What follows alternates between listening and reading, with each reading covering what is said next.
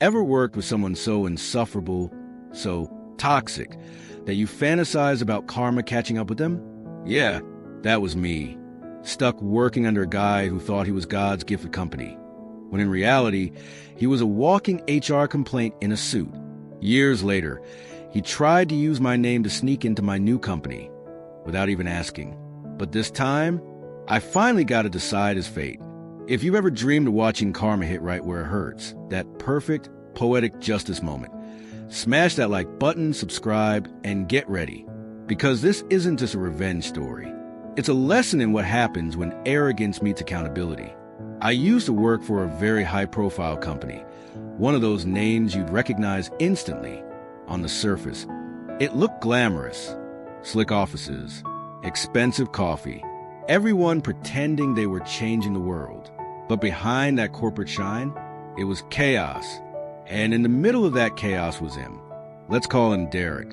From day one, Derek made it clear that he was above me. Didn't matter that we were technically equals. He'd interrupt me in meetings, take credit for my ideas, and always found subtle ways to make me look small. I'd say something like, "I think we should adjust the launch schedule." And he'd cut in with that smug half-smile. What "Opie" means is, "I already suggested that last week." And the worst part? People bought it. Because Derek knew how to play the system. He'd schedule emails to go out at 3 a.m. just to look like some tireless genius who never sleeps. He'd casually mention in meetings, "Oh, yeah, I was up till 4 finalizing that presentation." Meanwhile, the guy probably fell asleep watching Netflix at 10. He didn't help teammates. He hoarded information. If you asked for assistance, you get a look like you just asked him to donate a kidney. I remember one specific afternoon. I'd spent 3 weeks on a big client proposal. Hours of work. Derek strolls into meeting, slides my printed deck in front of the director, and says, "Here's what I came up with." I froze. My stomach dropped. I want to call him out. But in that company, calling out a favorite could be career suicide. So I stayed quiet, smiled, let it go. But inside, I promised myself, if I ever get the chance, I won't forget this.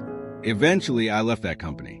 I found a better job at a company that actually valued teamwork and decency. And honestly, I'd almost forgotten about Derek. Almost.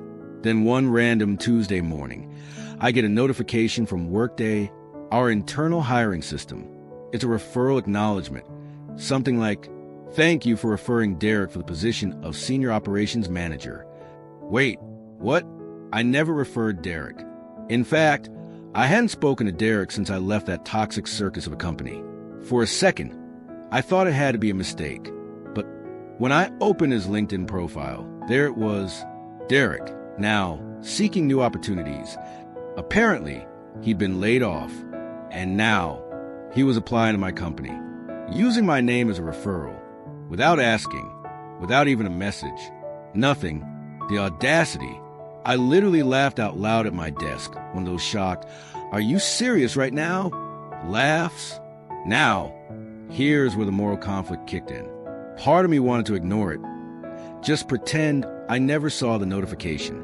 But another part of me, that part that remembered the late-night fake emails, the stolen credit, the humiliation, that part whispered, "You finally have a choice." So I clicked on the job posting, read through the description, and immediately realized he was barely qualified. Could he maybe do it? Sure, but there were dozens of better candidates, guaranteed. And the idea of him walking through my office doors again, poisoning this good place, made my skin crawl. Still, I paused. My cursor hovered over that simple question. Would you recommend this candidate? It was just 2 buttons. Yes or no. My heart thudded in my chest. Because it wasn't just a click. It was a choice between being the bigger person or finally standing up for myself. Then I remembered his smirk when he stole my work. The condescension in his voice. The way he treated everyone like they were beneath him. And suddenly it didn't feel petty. It felt right. I clicked no. Instantly, a wave of calm washed over me. No fireworks. No dramatic music. Just peace. A few days later, I saw him post on LinkedIn again. Another vague, desperate post. Staying positive and open to new opportunities. Translation. He didn't get the job. Then I noticed something interesting. Mutual contact from my company had viewed his profile. So he definitely went through part of the process. But that referral check? Yeah, that probably sealed his fate. And the beauty of it? He'll never know why. He'll never know that his own arrogance, his treatment of people as disposable, is what caught up to him.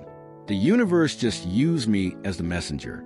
I imagine him sitting at his desk, refreshing his inbox, wondering why no one called back, thinking maybe it was bad luck. Maybe someone else was just more qualified. Meanwhile, I'm sipping my coffee at my new job, surrounded by actual team players, thinking, this is what karma looks like, quiet, clean, and deserved. It's funny, isn't it?